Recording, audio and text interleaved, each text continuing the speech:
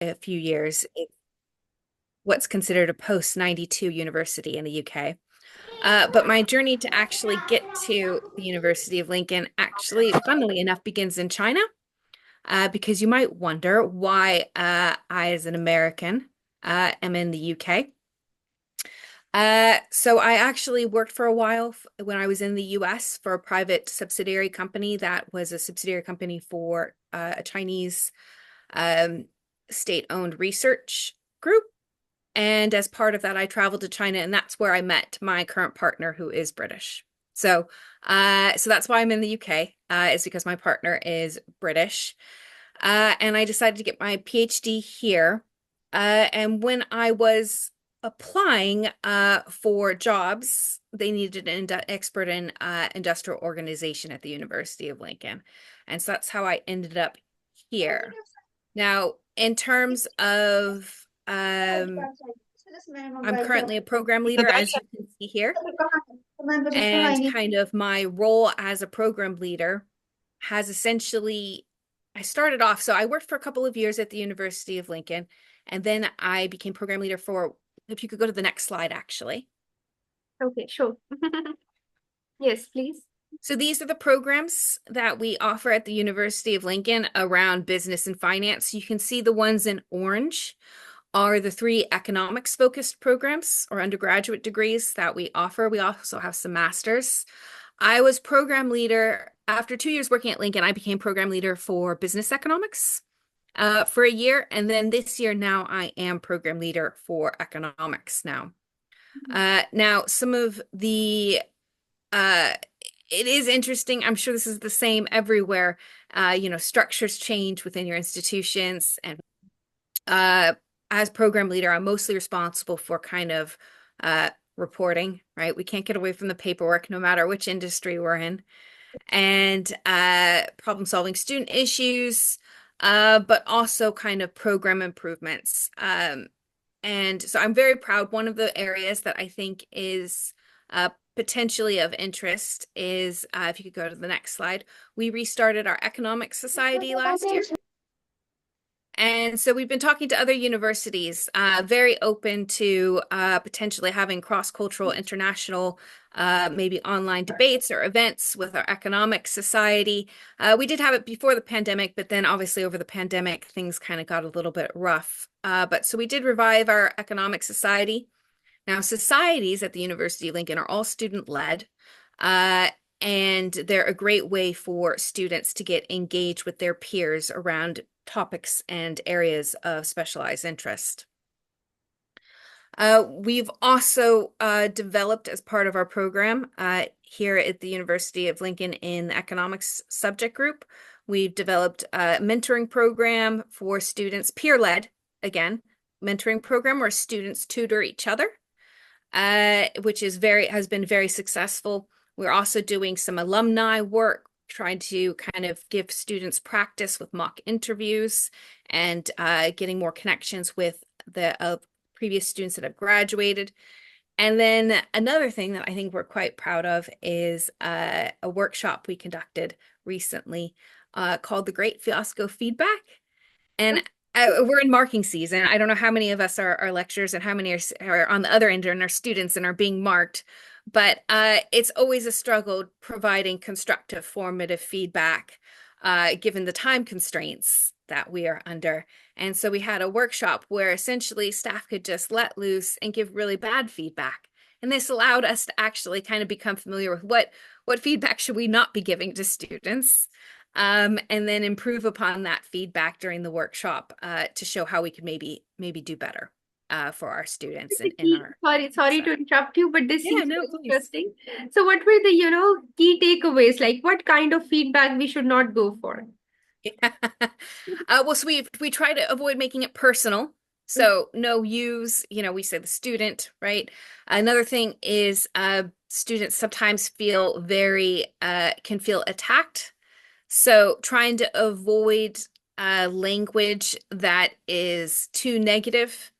Um, and another thing that is formative, right? So if you're going to, I mean, sure you all know this actually as well, formative feedback. So if you're going to not so much focus on what the students shouldn't do, but what they should do. Hmm. So, and it's just sometimes it's just a simple change in phrasing. Oh, you shouldn't have referenced it in this way. Instead, say, you need to use this style of referencing in the future.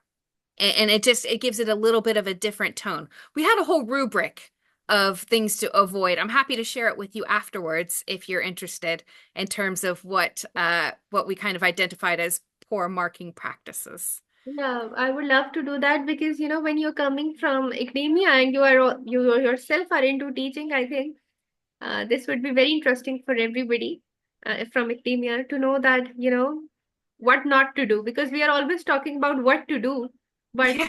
what not to do. Yeah. Okay, so please continue.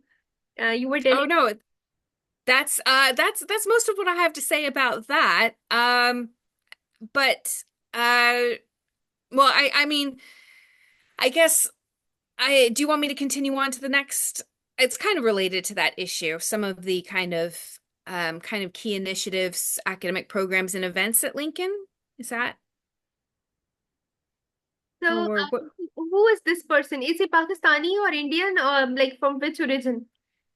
Yes. So I believe so actually this was from the Development Economic Conference that we held. We hope well, other than during the pandemic, um this conference is held every 2 years and the University of Lincoln. On the picture on the left, you can see actually Sharbani Saha. She's kind of the lead.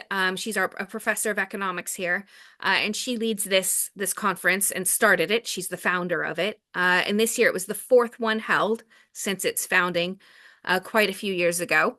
And then this picture in the top right that you were talking about, this was our wonderful postgraduate PhD team that helped with the conference.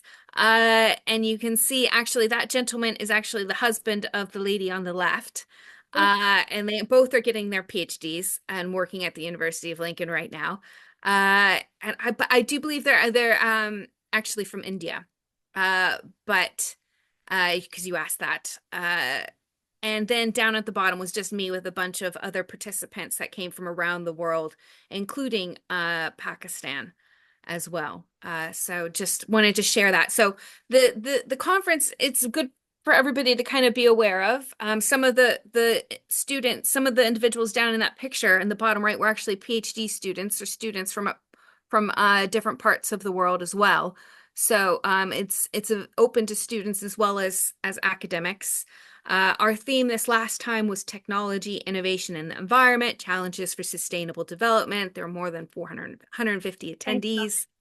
We had keynotes from like the World Bank, London School of Economics, Cornell University, the International Food Policy Research Institute, just lots of wonderful presentations.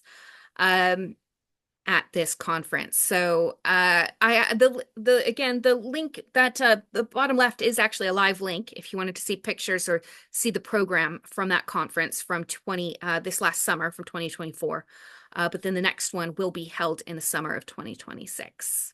Okay, and what is, the themes for that? Like, have you pre-decided some themes or they're under discussion right now? I think they're still being the themes for the next conference, I think, are still being discussed. So this last one, we had a special panel for health economics that was focused on health economics. So it probably won't be health economics again for the next one, but it will be something similar. And yes, it's still being, since we just held the one recently, I think they're still deciding on the theme for the next one. So it seems, a great conference and your efforts are marvelous. And to know about, the research culture and the things going there, it's really inspiring. Since I'm coming from University of Lahore, we also had a conference last year, Ah, and our conference was basically national conference, and our themes revolved around sustainable development goals. So, mm-hmm. like we had, since it was national conference, so we had like all the, you know, or not all, but some of the major top economists into our forum, including the finance minister, ex-finance minister, and some VCs as well. So it went great as well. Then so I can relate the conferences. I'm not sure if your conference was hybrid in nature as well. No. It No. was not hybrid. Okay. So I think it was a little bit old school in that way. It went back to the roots. And I think that was a conscious decision. Uh, to because it's hard to kind of replace some of those face-to-face interactions that Mhm. we had before we kind of started moving more hybrid. Of course, the ease and advantages of having more participation with hybrid can't Yes. be ignored as well. So it's always a tricky decision to make whether to go hybrid and have potentially fewer participants or more participants rather, or go full on face-to-face, but potentially have fewer participants. Okay, Dr. Bird, I would, come up with a very, question that is related to something about your academic life. So, could you tell us about any key initiatives or any, you can say, any academic programs or any event at the Lincoln University that have made a significant impact for students of faculty? I'm so sorry. Could you please repeat the question? Yeah, I'm trying to say that can you, share some of the key initiatives or, some event or any of such thing that you were involved into or you would like to share with us, which has left a significant impact on students and faculty. Something, from Oh, academic life. oh, sure, sure, sure. Sorry. Um, so as I mentioned, I am quite involved in teaching and learning pedagogy. Mhm, For specifically for economics, but also just for higher education in general. mhm, And yeah, so yeah, next slide. So, this is part of a project. This is actually led by a colleague of mine, but I have contributed. So, for example, the colors, some of the colors are my contribution in some of these. But my colleague of mine is getting started a cartoon. It's not just for economics, though. It is focused a lot initially on economics and business subjects. A cartoon center, essentially, to develop kind of these visual storytelling mechanisms to convey some concepts that students kind of struggle with. So, for example, as you could see here, this is one that a lot of times new students to economics struggle with is, yes, we love MC equal MR for setting our equilibrium price, or sorry, our equilibrium output, but then we need to use the average revenue curve to set our price. So, this kind of uses this kind of very simple penguin and Aurora cartoon to kind of help students remember that when there's a monopoly or this type of market structure that they set their output where MC equals MR, but then they need to walk up to the penguin or up to or they need to walk up to the Aurora to get the penguin or the price. That is very. I know. I was, looking through your slides. I found this slide, and probably this was the slide on which I spend most of my time, as Did you get it kind of right away, or was it still did it take a couple of reads? no. I like went from first picture, then second, then third, and when I came to the fourth picture, I was like, wow, this is very interesting. So I really loved it, because when you see the first picture, these two ladies are standing on the graph, and the equilibrium point is between them, just like, a black hole. And Hmm. then you move to another picture in which you see the hills, probably, or the cave, and Hmm. the penguin as well, which is, related the P with the price. It was really interesting. And I believe this is a very, innovative and interesting way to teach your students, particularly, using these cartoons, comics. So wonderful. I loved it. And I can also send you after this. My colleague has done. So we have in the UK, we have an UK Economics Network, which is a great repository of just knowledge for economics in general as a profession. But he's done a case study for them, kind of like a blog post. And there's actually a link. He also did a video, not on this topic, but a video cartoon on for students in statistics learning about the estimators, right? Your beta estimators. I can send that to you afterwards if you want to, if in case it's of interest. And if anybody's interested in potentially collaborating in this cartoon center, I'm sure my colleague would welcome more other academics and if they're interested in getting involved in this endeavor. So that is a very interesting opportunity that Dr. Davina has just shared with us. So if anybody from you wants to, become a part of this wonderful team, she would be more welcoming towards you. So I'll just move quickly to another question for you. Oh, Um, before you do that, let me just do the second slide because it's kind of tied to teaching pedagogy. We're also not just doing cartoons. You go to the next slide. This is a oh, not that. This is one that I actually am leading on is integrating games actually as a means to encourage critical thinking as well as exposing students to different economic concepts. So this was a fairly basic one and it is can be a struggle, but the idea being that when students are engaged, when they're having fun, that they're more willing to kind of invest their time to learn. And it doesn't work, of course, with maybe more advanced concepts. I'm not really sure how we would, use a game to teach the Slutsky effect. But for particularly for first year, basic introduction to um, principles of economics, these subject revision cards are something we developed for microeconomics and macroeconomics, and you can play lots of different types of games, essentially exposing students to the vocabulary.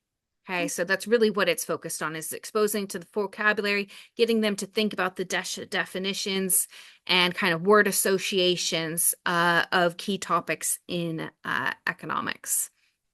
So I just wanted to say that also we're doing, and more recently, we're going to try to do some escape rooms actually and develop some escape rooms around economics. So we'll see how that goes. what are those rooms about?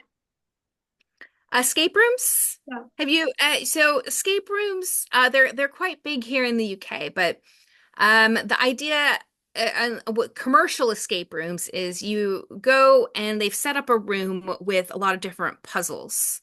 Okay. Um, so it might be something like one of the most creative ones that I went to had a porch, and the porch wood planks were actually tied to different musical notes, which maybe you didn't see, and you had to play them in a certain order to get a code that then allowed you to open a lockbox to progress in the puzzle. Okay, so it's kind of it's a lot of puzzle solving, but you can integrate it, not obviously a whole room, but into a box. There's games that are focused on either in a box or an envelope, and it's essentially a series of puzzles that students have to solve to reach the conclusion. And usually the puzzles have a story that flows through them. So, for example, for economics, we're going to do maybe some type of economic story, maybe a company, maybe you're starting a company and you want to maximize your profit, or maybe you're a consumer and you have to make a tricky decision about how to allocate your budget.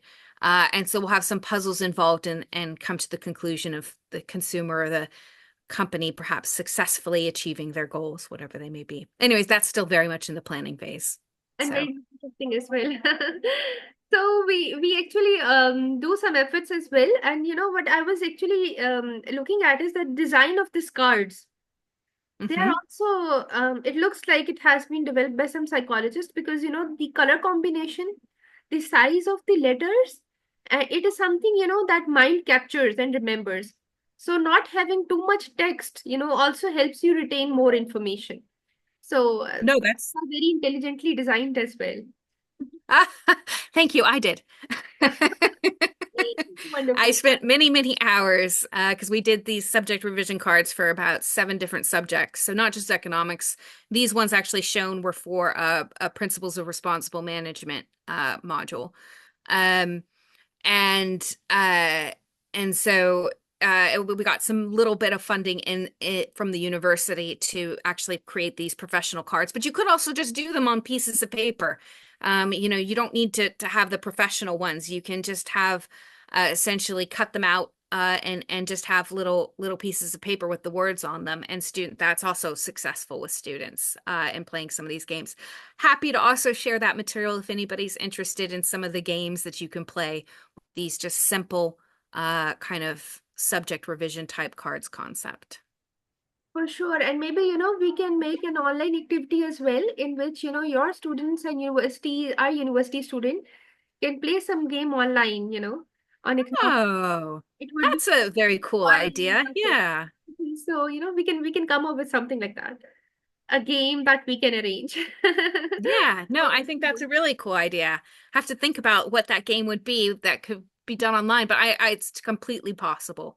I think that's very feasible. Okay, coming back to your PhD, you were talking about it. So, looking at your PhD journey, what are some of, the most defining moments? Like, um, how was your PhD journey? What were the challenges or breakthroughs that particularly shaped your research or career during your PhD time? So my PhD journey was a little bit rocky. And this is where you can go to the next slide. I can actually divide my journey kind of into two parts, essentially. So when I was in the US, I graduated with my undergraduate degree right kind of at the beginning of the 2008 recession. So not a great time to be looking for a job.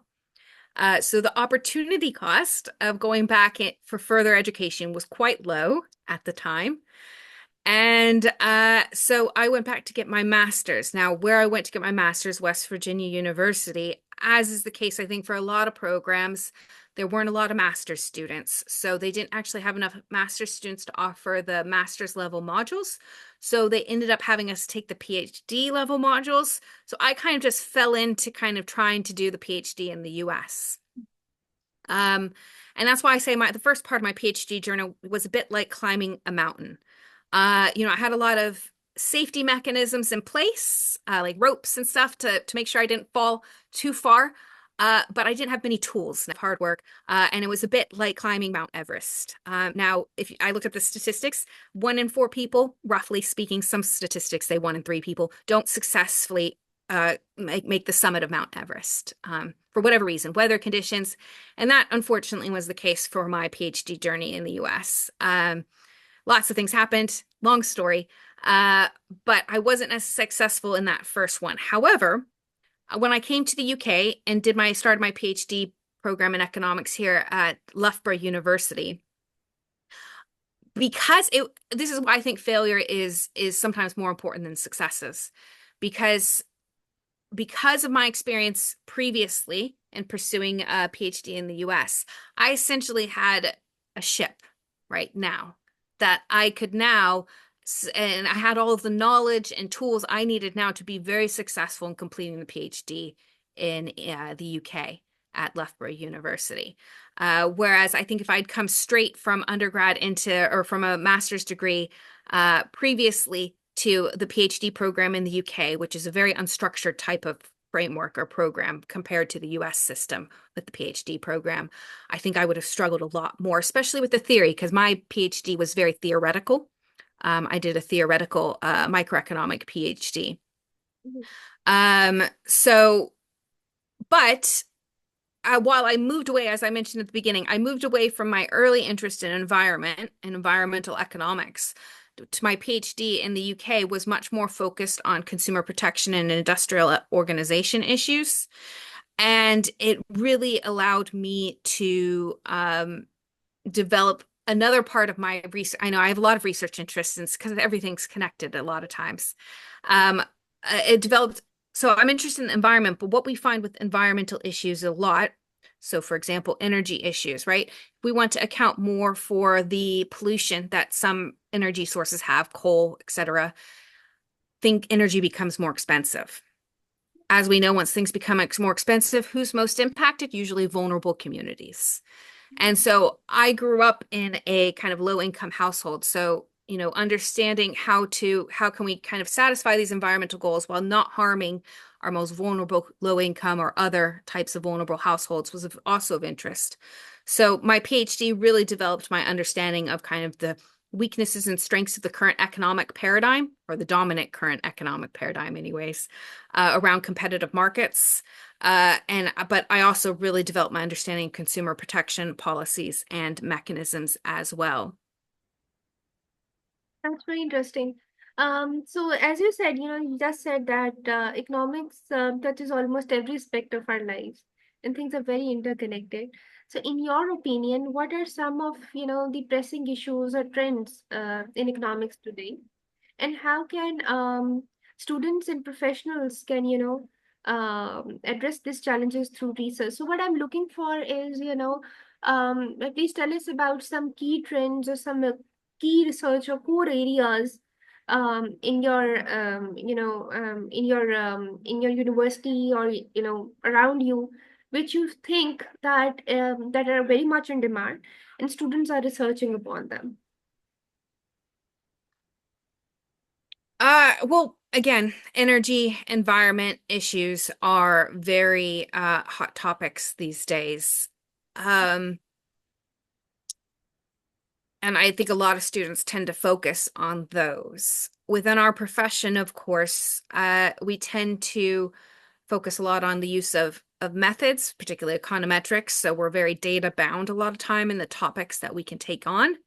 And I think maybe not for, again, this is for PhD students. I think that they should stick with that. It's already hard enough a lot of times learning how to conduct research, tying everything together, do literature reviews, developing their own voice in terms of how they're going to articulate themselves, their message, their research to the world and to others. Um, However, I think economics does have a challenge in that there are many problems that I think we are well suited to address, um, that econometrics isn't really sufficient to do, isn't enough, as a method. The skills that we develop as economists in terms of critical thinking, analysis, our ability to kind of logically approach a problem, I think is very useful and is in demand these days for a multitude of problems. And also something that I think economists don't get enough credit for, creativity. Right. Um, to be able to, again, just even combining, you can see my research interest here. I had to spend some time kind of thinking, well, what are these intersections, right? I'm not even sure this is completely captures my research interest, but I did my best. Um, and and so in terms of kind of what we need to kind of focus on, I think broadly speaking, is a little bit going back to our roots, right? Economics is rooted in political philosophy. Yeah. Um, and Thank and you so for that. if we can kind of use these skills that we've developed, this way of thinking, this way of looking at the world, um, to address some of the um, core issues, right? To get away from some of the political schisms that you see kind of erupting, to move away from that. I think economists would be a really instrumental tool to move away from some of those, to really focus on some of the core issues that collectively the whole world faces around food, water, energy, these kind of core uh, areas that are needed for a fully functioning planet. Dr. Davina, there are a few questions, and if you allow, can we, Sure. just move to the question answer series? Sure. Okay, so Muhammad Kamran has raised his hand. Muhammad Kamran Saab, you can open the mic and ask your question, please. Thank you very much. It was a wonderful talk. I was very happy to know that the PhD is in environmental issues and the industry. Well, I'm also a PhD student and doing PhD in sustainability and industry in Pakistan. I just wanted to know from your knowledge that how do you compare the environmental compliances in the developed world and the underdeveloped countries? What all compliances should be undertaken by the small industry of underdeveloped country? If you could put some light on this. Thank you. So you're let me just make sure I understand the question. So how might the activities of industry in different countries at different stages of development differ? Is that Yes, but particularly environmental. within environment or sustainability You were context? talking about the environmental issues. Then there might be some environmental compliances which needs to be done. So what do you? How do you compare those compliances and issues compared with the underdeveloped countries in the small industry? That is a both that is a big question. It's a very good question. In terms of environmental compliance, I mean, there's a lot of issues around that with, whether we're looking at it from the energy lens, right? Countries like the UK have obviously developed No, using sorry, let dirty, me correct. dirty I sources of just wanted energy. to narrow it down. What all Yeah. is doable in the underdeveloped countries? Because there is nothing being done in the underdeveloped countries, but there are compliances in the world. What from where to start in a small industry? So I think going back to the roots of sustainability then is what I would say. If we look at the theory of sustainability, going back to solo and weak sustainability versus strong sustainability, I think they have a lot of lessons to learn for small industry and for small businesses. So when we're looking at, for example, and it has to do with how kind of how we are thinking about are you familiar with capital theory? So capital theory essentially, and In it's natural resource based theory, I am working on that. I know that. Yeah, okay. So the idea being, it has to do with the substitutability of capital, right? How do we look at, how much can we substitute kind of man-made capital for nature-based capital? And I think there's a lot of opportunities for small businesses, right, to look at what's happening in the natural world. And a lot of times we just want to, I mean, historically, we just want to replace it, right? We want to replace, uh, you know, dirt with cement, right? We want to transform our environment to be much more manufactured. But I think there's a lot of opportunities for small businesses to be very creative in their thinking. Uh, in I just saw a news story actually, or it was an advertisement, right, about using old style Korean floor heating. Right. They're thinking of new ways to kind of re-implement that for energy efficiency in households. So there's a lot of lessons from history, from different cultures. People have evolved both from I think different cultures, but also from the nature, from the natural environment, and we just are a bit creative about it. I think there's a lot of opportunities there on from the bottom up, right? From these small industries, for these small businesses to really take advantage of this and not wait for for perhaps governments to tell them what they can and can't do. Thank you, Dr. Davina. Thank you very much. Thank you, Dr. Davina. Okay, so there's another question from Mansha, and she is asking, if I'm not sure it's she or he, I believe she's a woman. So she's asking that if is PhD economics program offered in your university, and what will be the eligibility criteria for getting scholarships and admissions in your university? Thank you, Mansha. Yes, so we do have PhD in economics. Usually we call them MPhils. So usually you'll start off in the master's program or with a master's, and then you'll transfer to the full PhD program after a year. Um, Now, scholarships is always tough. It's tough. I don't know if you probably, nobody here, and there's no reason for you to follow what's happening in the UK, but the UK has a partially subsidized university system. It's not fully privatized, like you might see in the US. So a lot of universities are struggling financially. There's not a lot of scholarships, or what we call them studentships, in the UK, PhD studentships. So if you're wanting funding, it is about there are opportunities to self-fund yourself, so applying for research grants. Um, but that does require having a pretty strong research proposal and usually a supervisor already identified if you're applying for those. Okay, so if somebody wants to apply for PhD economics program in your university, the first thing he or she needs to do is to get in touch with the supervisor over there.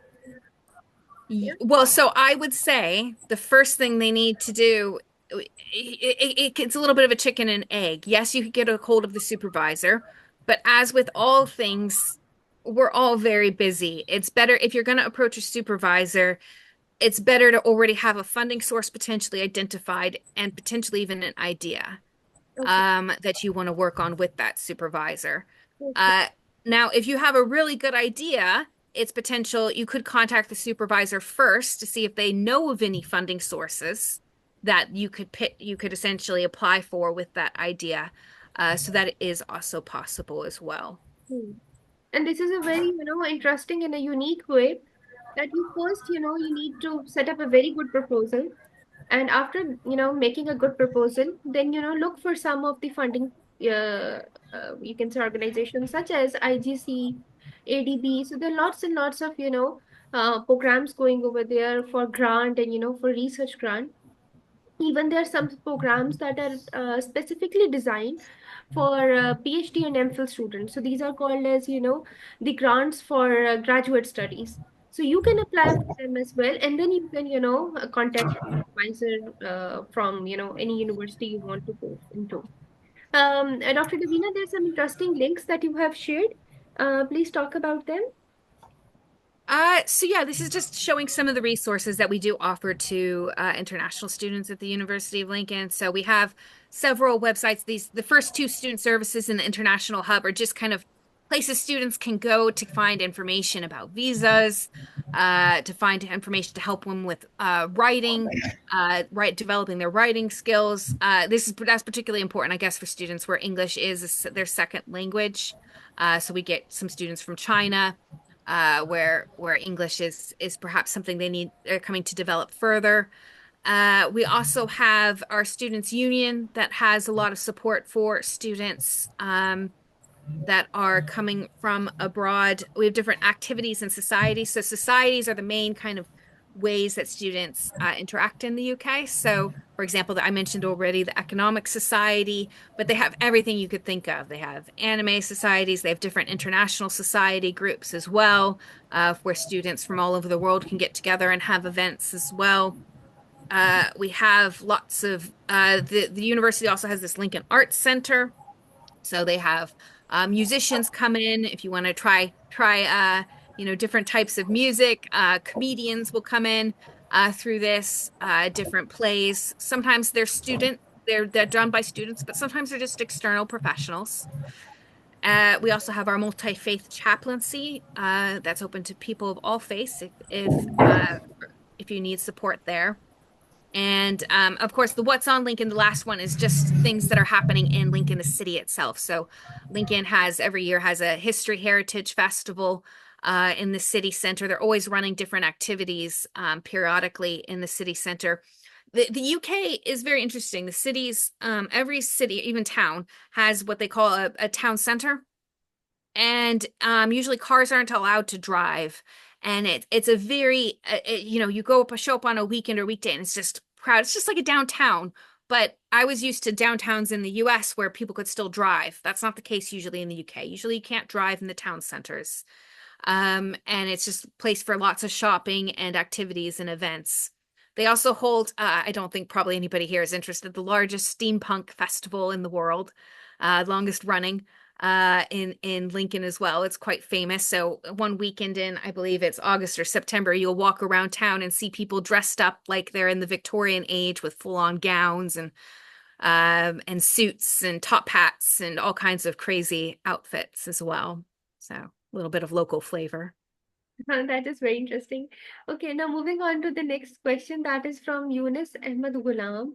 He's trying to ask if global debt or public debt is a trending topic for, if he wants to go for like PhD admissions in your university or in your, in universities in UK. So would it be a topic of interest for professors? Thank you, Eunice. I wouldn't say it's a trending topic, from my understanding, but I think it's an important topic. I think it's a very interesting topic, especially if you add in the idea of sustainability, right, to global debt or public debt, in terms of, how much are we using today, that essentially future generations are going to have to pay for. Um, in terms of our activities. Of course, that's not actually what you're talking about with the debt talk, but I think there is a lot of interesting potential topics in that area, and that could be potentially a research gap um, that that would be well suited for research. to explore further. It's not my area of specialization, so I can't comment too much on what that might look like, but or what that field is like. But good Okay, question. so we are just moving on to the last question. And the last question is a very broad and very interesting question. And I think this question is something that, you are going to have different answers from different people. But it is a very good question, I believe. The question is by Aruj Atif, and she's asking, how can we write a powerful research proposal? Don't use AI. Sorry. I mean, you can, of course, using artificial intelligence is a great tool for developing your thinking on a topic or helping you kind of think of things you might not have thought of. But the writing that comes out of AI is just so generic and boring. And people It, know how to it, rephrase it, and they use AI blindly. yeah, Let me add something to it. So yeah, don't use please. AI, but you can write on AI. Yeah, exactly. Definitely. One, it's a very topical issue. Maybe not enough data yet out available because it hasn't been around that long to do too much in that area. But um so related to that, I really think developing your own voice is really important, and that requires writing yourself, not having something else write for you. And yes, it's a struggle. It's difficult. I think developing your own voice also involves reading a lot. So, it doesn't always have to be professional. It could be fiction, but just reading a lot can help you kind of intuitively, you just kind of naturally start picking up sentence structures and how to convey your voice, how others convey their voice. If you're talking about powerful, right? Powerful, I associate with being authentic and with kind of having something unique to say. And it doesn't have to be, you don't have to write that esoterically or you don't have to write that, in using a lot of jargon, as long as you tell a story that's convincing and is well justified. Dr. Davina, let me share a very interesting story with you. So one of my student, approached me some days back, and that student was actually looking for, PhD admissions abroad. So he said that, ma'am, I am not coming up with a good topic, but I have a very interesting variable to add in my research. And I said, okay, fine, tell me what is that variable? And he said me that I'm adding the element of wildfires into it. So